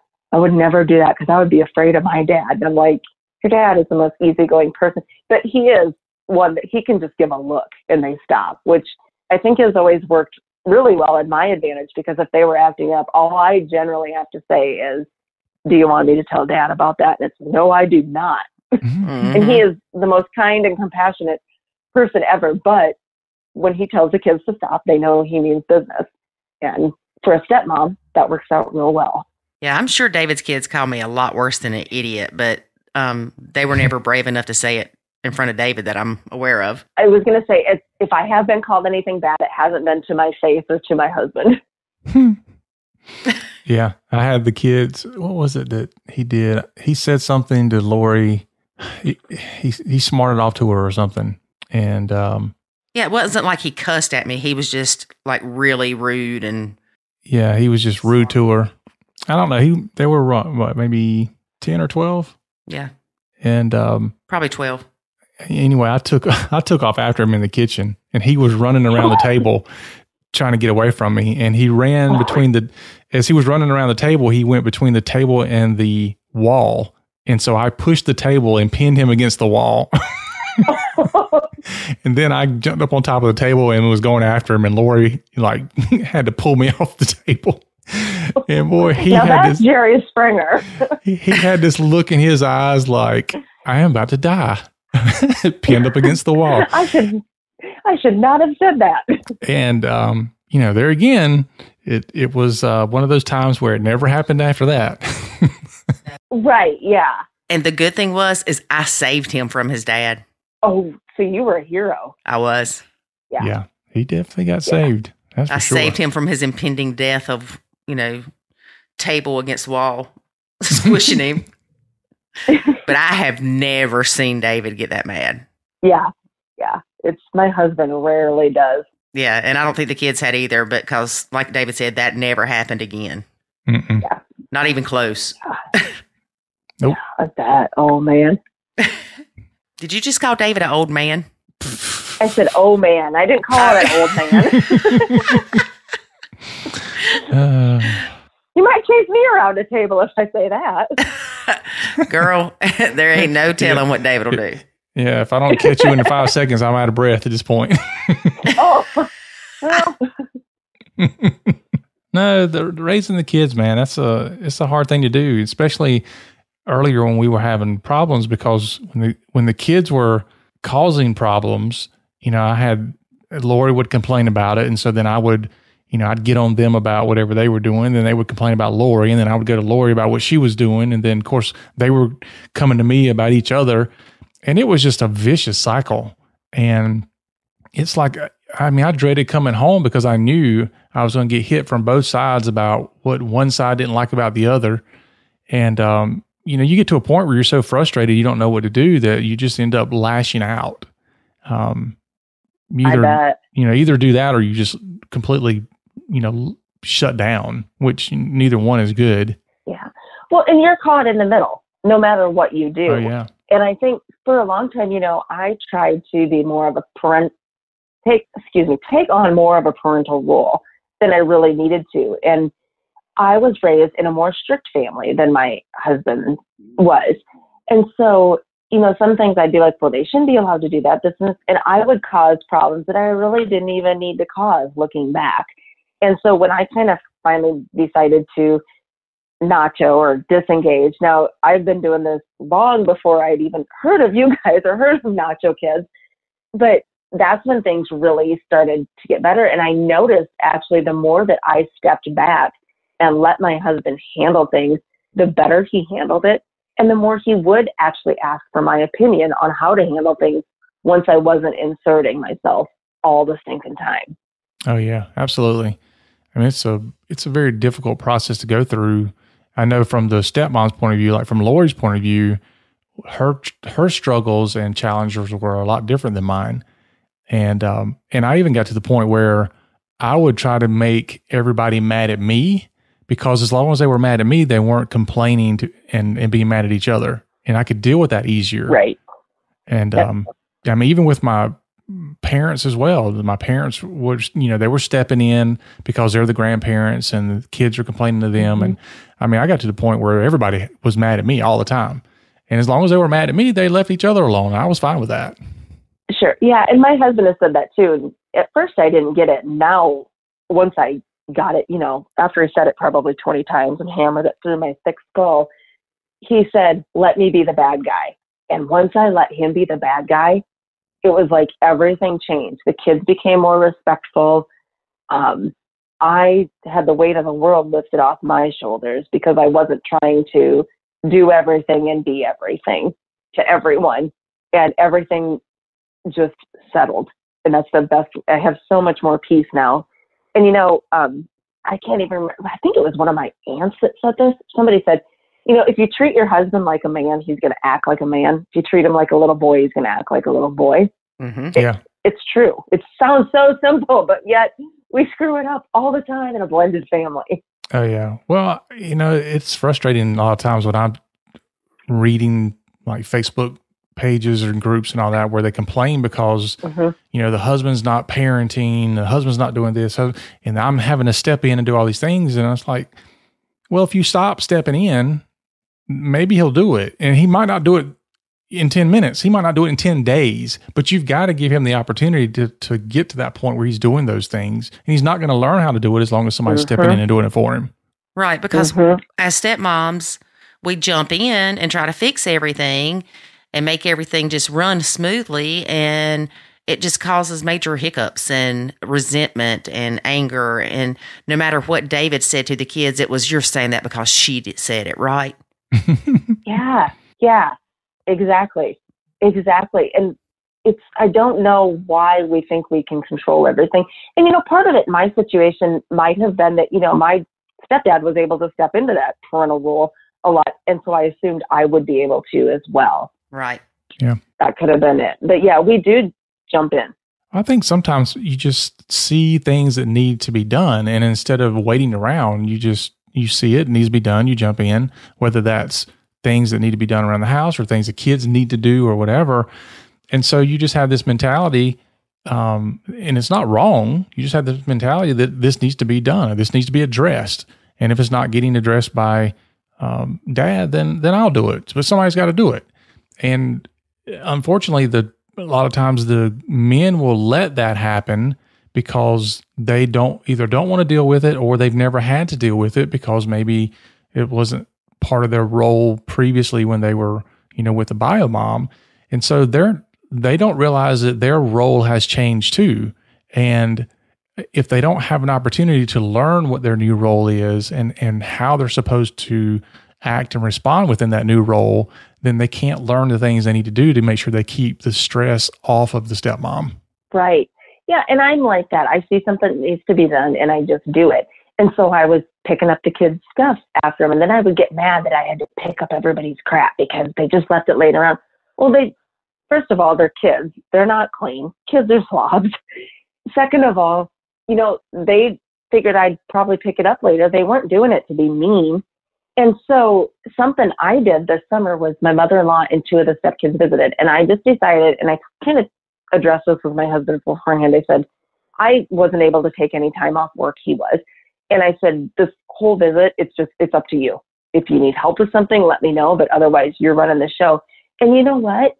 He kept the house pretty darn clean. He planned supper every night. Now, a lot of nights I would help him. He would grill and I would make sides. And they came, I think they came like a Tuesday through a Sunday, I believe is what it was. I spent the nights with them, but then like Saturday, we spent all day together. But you know what? It was like the best visit I'd ever had with my stepkids because I just handed him the reins and said, go. Mm-hmm. And it just went a lot smoother. Well, and we have to trust them to parent like they think they should, not like we think they should. Right. Yeah. And sometimes the kids would say something that I thought would be a smart aleck comment, but instead of being like, hey, I just let him handle it. And sometimes he handled it and sometimes he let it go. Might not have been what I would have done, but it was worth it to not have the argument. Well, and two, bio parents are usually not as sensitive to what their bio kids say to them they're more apt to think they're picking or playing. Yes. Than the step parent views it. We've discovered that too. Yeah, definitely. Mm-hmm. Yeah, I mean, years ago when the kids started using "shut up," as a positive term, boy, that took me a lot of getting used to. I hate it. Yeah. Yeah. And they look at me, "Daddy, shut up," and I'm like, "I will knock your teeth down your throat." They're like, "Oh, no. That means that means something good." And I'm like, not in my world, it doesn't. It's amazing. Yeah. That doesn't mean something good. They lied to you. Yeah. It just means something's amazing. I'm like, yeah, it's going to be amazing when you pick yourself up off that floor. Yeah. Shut up. Shut up. Yeah. Man, that's just one of those, words you just didn't say when I was growing up. You never looked at an adult and said, "Shut up." Oh my goodness. Yeah. Mm-hmm. Yeah, exactly. No, they say a lot of words that we would have never got away with. That's true. Yeah. And that's one thing, I will always give my husband credit for is he does make sure that they're very respectful to everyone. I know my mom commented this was a couple years ago. They took all the grandkids swimming and out for pizza or something. And when they brought him back, she told him, she was like, "I just want you to know that," she named the kids' names. Said they came up to me afterward and said, "Thank you." And that was really nice. And I'm like, oh, something we're saying is getting through. Write that down.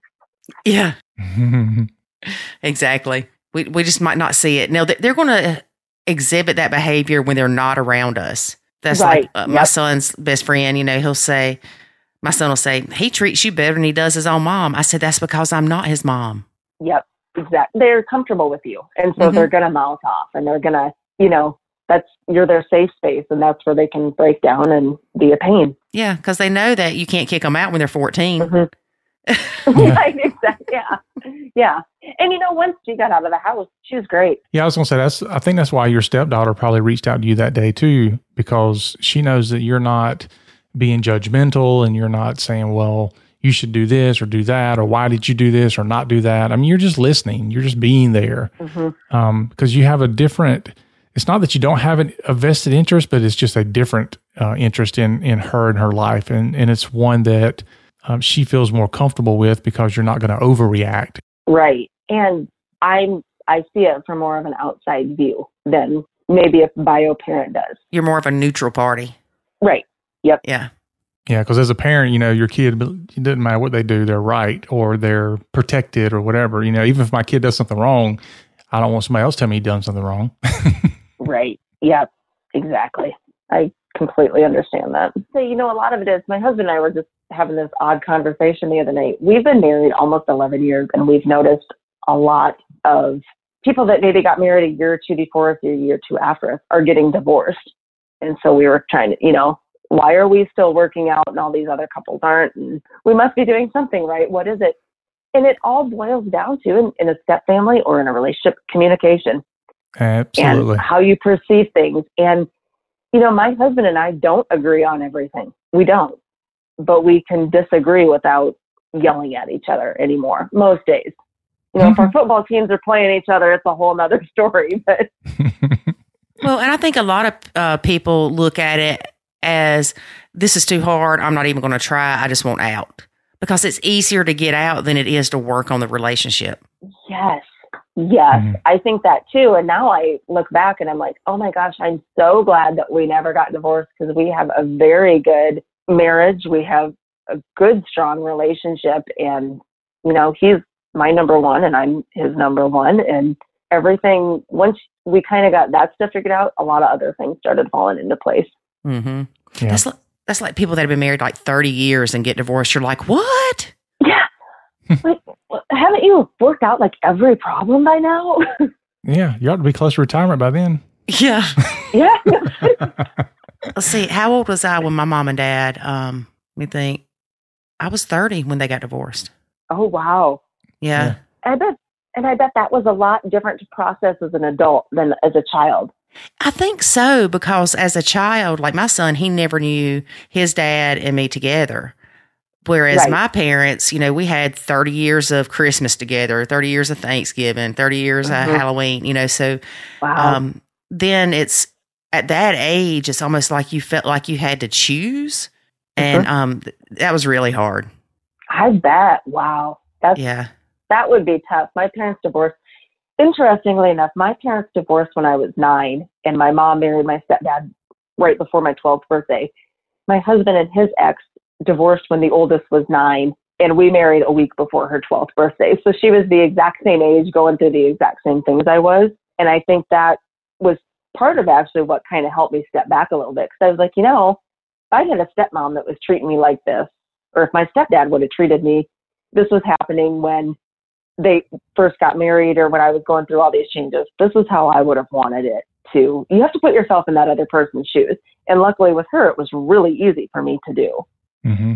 Yeah, no, you didn't say anything about a stepmom. Well, my dad was married for 3 or 4 years to a really wonderful lady. Actually, I weirdly enough still have her a friend on Facebook. They were, and I don't really know why they didn't work out. They divorced. I think I was a freshman or sophomore in high school when they divorced, and they got married when I was like in 7th grade, 6th grade, maybe. So I did have a stepmom for a brief period of time, and she was great. Like I was only there every other weekend. She had 2 kids that I liked. They were quite a bit younger than my sister and I, and so they were more like fun little kids to play with. But yeah, she was great.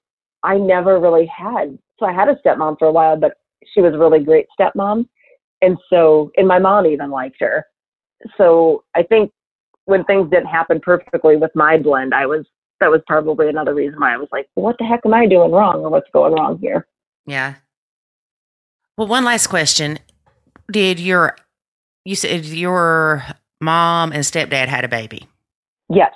And how old were you when he was born? I was 14 when he was born. He's 25 and he just got engaged last weekend. And he has always been our little brother. We've never said half brother or anything like that. In fact, when my mom was filling out one of my college financial aid things that said, people that live in the household, and she had to write half brother, he was like 6 years old and he saw it and he put his head down on the table and cried, but I don't want to be her half brother. I want to be her whole brother. And we get along very well. I love the girl that he's marrying. So he's my buddy. He, funny enough though, I was 14 when he was born, and he went on all my dates with me in high school because he would ask to go along, and my stepdad would hand us 10 or $20 and be like, yeah, take your little brother out for pizza. Great, Dad. Great. Contraception right there. Well, you know what? My sister got pregnant when she was 18 and she never had to take him along. So there you go. It worked. But, he got in high school and then he would never take me on his dates. And I didn't think that was very nice. Yeah. Turnabout's fair play, right? Oh, yeah, that's what I thought, but it didn't work out that way. So, yeah, if he asked me to give a speech at his wedding, I might have to, remind him of that. Did he ever want to go with you to your dad's on the weekends? No, not really. He didn't. I don't ever remember him wanting to. I mean, he knew who my dad was. I think it was very confusing for him, when he was little, that we had a different dad. Finally, one day he told my mom, I think he was about 4, he goes, Mom, I get it now. She said, what? He goes, Kari and Christy's mom died and their dad didn't want them, so you and Dad had to take them, right? She's like, no, that's not how it works. But, it's funny, when we lived back in Iowa, there'd be times where we'd be hanging out and my dad would stop by and my brother would stop by, and they talk like, my brother's just always known who my dad is, and they always talk and say hello, and they're very friendly. I don't ever recall him ever asking to go over there, though. Yeah. He was probably excited when we weren't there because then he got more attention. Oh, yeah, that's true. It's like a vacation. Yeah. From 2 teenage sisters, that probably was a wonderful vacation for him. Mm-hmm. Katie, it has been wonderful having you as a guest on our podcast, and we thank you very much for sharing your story with us. Well, thank you. It's been a lot of fun getting to know you. Yeah, you too. And don't forget to make some snow cream. I won't, if we ever get snow here in Arkansas. Oh, I thought it snowed there. Up in the north part it will, but we're more in the central part by Little Rock. So we might get a couple flakes. We get more ice. Just go to Chick-fil-A. It's easier. Or, when I go home to Iowa, they always get snow. Or just go to Starbucks and get vanilla bean frappuccino. I may do that. They do have snow cream, like Bunny ice cream made snow cream one time. Really? Mm-hmm. Huh. And there's, That's funny. what do you call that place, David? Pelicans? What do they do? Shaved ice? Mm-hmm. You can get snow cream there too. Well, now I can just get it everywhere. Yeah. Or if you leave the freezer door open a little bit on your freezer and it ices up inside. No, that's not the same.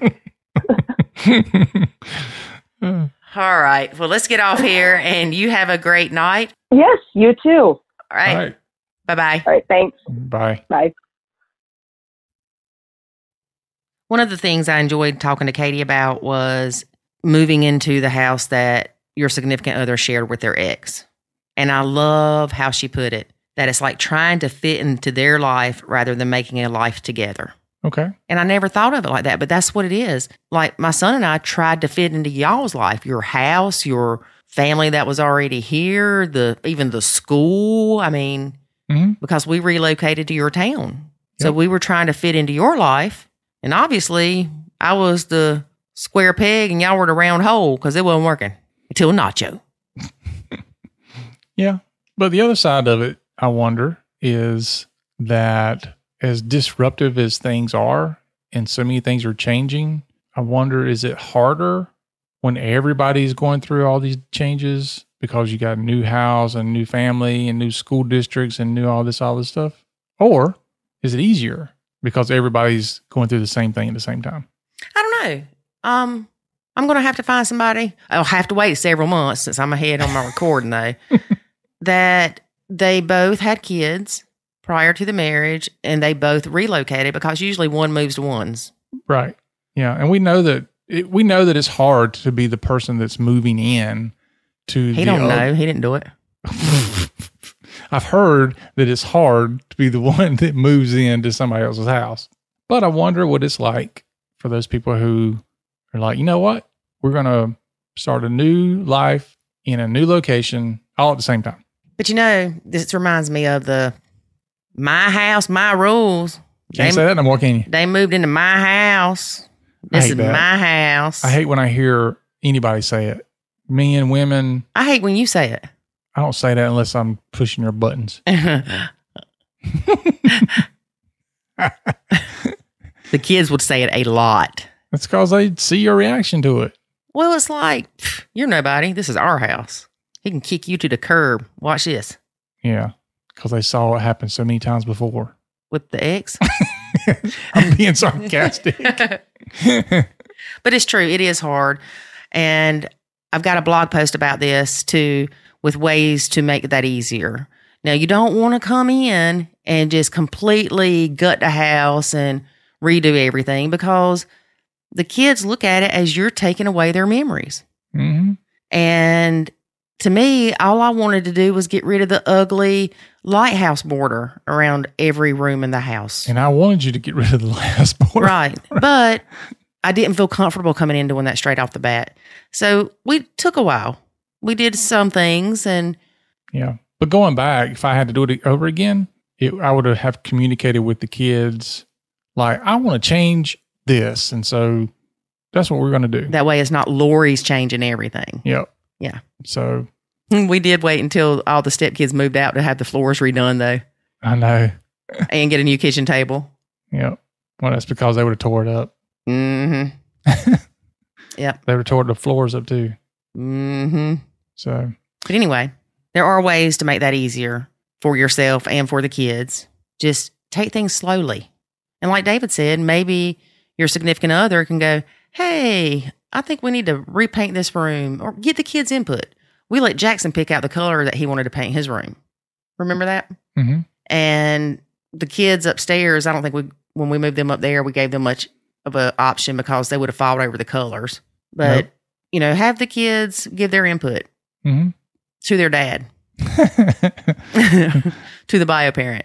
Yeah. Because if you come in there and go, I want to repaint the kitchen, it's going to not go as well as if dad says, hey, I think we need to repaint the kitchen. And ask the kids, what color do y'all like out of these 3 colors or something? You may not even want to do that because if you've got an uneven amount of kids, then your vote's going to be off. And no, that's when you just ask and they pick, and then you pick whatever color you're going to use anyway.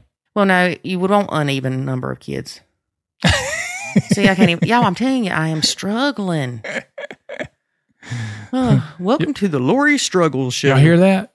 It's the sound of her brain misfiring. Skipping a cylinder. Ba-doom, ba-doom. All right. So we hope you enjoyed the Christmas advice that you were given. Yeah. Stimulus package. Please don't talk about that. My gosh, between COVID, visitation of the stepkids during COVID, and the stimulus check, no wonder I can't remember anything. See, I didn't get those mixed up. Nope. All right. So tell people again about how to apply for the scholarship one more time. To apply for the Sylvia Scholarship, which will be renamed next week, you must submit a video explaining to us why you should win the scholarship for a free month to the Nacho Kids Academy. Sweet. You can email us the video or a link to the video to contactus@nachokids.com. Easy peasy. All right. Anything else before we hang up the phone? I don't know, man. All right. I guess we're done for today. I feel like we're leaving something out. We are. It's the ending. All right, folks. Thanks for joining us, and stay safe out there. You sure it's not the beginning? Stay sane out there. Why'd you say that after I said that? I don't know.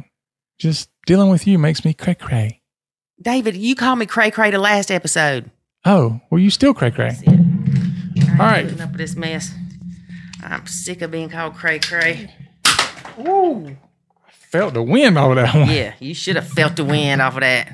Whew. Anyway, so make sure you join us next time when you hear Lori say, "You can't shoot worth of crap, David Sims." All right, folks. Have a good week. We'll see you next Friday. Peace out. Thanks for listening to this episode of the Nacho Kids Podcast. Find us online at nachokids.com. Until next time, remember, life is good when you nacho.